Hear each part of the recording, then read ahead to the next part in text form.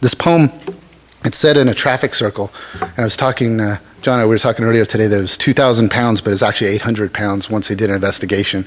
But it had been published, and I didn't know what to do about that once I found out. And it also is set in a place called Asher Square, Mosul, which is a real place. It sounds kind of made up, and near the end there's a rhyme that makes it sound even more made up.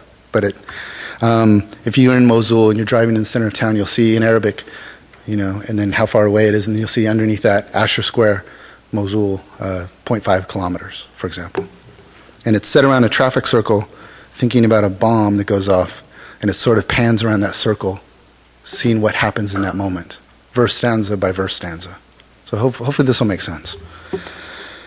It begins simply with a fist, white-knuckled and tight, glossy with sweat, with two eyes in a rearview mirror watching for a convoy.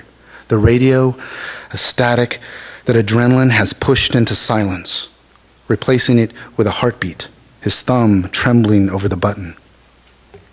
A flight of gold, that's what Safwan thinks as he lights a Miami, draws in the smoke, and waits in his taxi at the traffic circle. He thinks of the summer, 1974, lifting pitchforks of grain high in the air, the slow drift of it like the fall of Shatha's hair. And although it was decades ago, he still loves her. He remembers her standing at the canebrake where the buffalo cooled shoulder deep in the water, pleased with the orange cups of flowers he brought her. And he regrets how so much can go wrong in a life, how easily the years slip by. Light as grain, bright as the street's concussion of metal, shrapnel traveling at the speed of sound to open him up in blood and shock, a man whose last thoughts are of love and wreckage, with no one there to whisper him gone. Sergeant Ledoux of the National Guard speaks but cannot hear the words coming out. And it's just as well his eardrums have ruptured, because it lends the world a certain calm. Though the traffic circle is filled with people running in panic, their legs a blur like horses in a carousel, turning and turning the way the tires spin and the Humvee flip to its side. The gunner's hatch he was thrown from, a mystery to him now, a dark hole in metal the color of sand. And if he could, he would crawl back inside of it. And though his fingertips scratch at the asphalt, he hasn't the strength to move. Shrapnel has torn into his rib cage, and he will bleed to death in minutes. But he finds himself surrounded by a strange beauty, the shine of light on the broken, a woman's hand touching his face, tenderly the way his wife might, amazed to find a wedding ring on his crushed hand, the bright gold sinking in flesh, going to bone. Rashid passes a bridal shop on a bicycle, with Sefa beside him.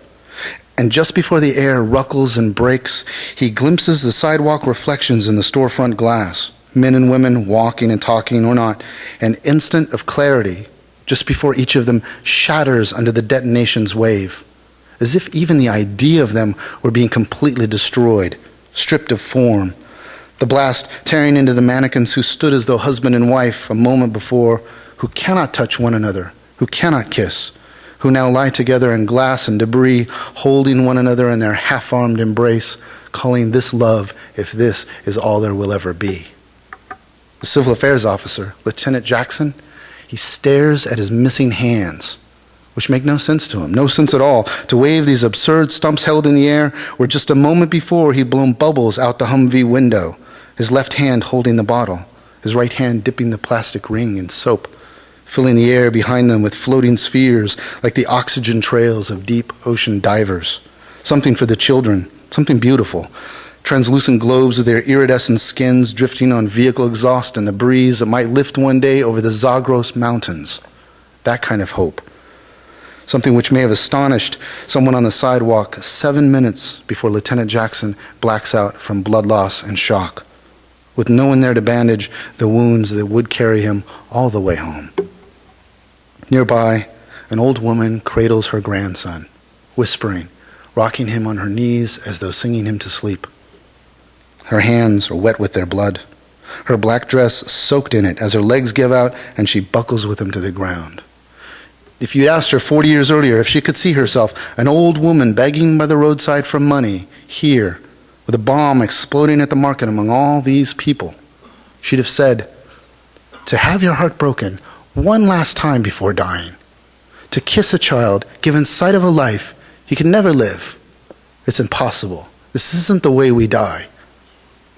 And the man who triggered the button, who may have invoked the prophet's name or not, he is obliterated at the epicenter. He is everywhere. He is of all things. His touch is the air taken in, the blast and the wave, the electricity of shock. His is the sound the heart makes quick and the panic's rush, the surge of blood searching for light and color. That sound the martyr cries, filled with the word his soul is made of, Inshallah!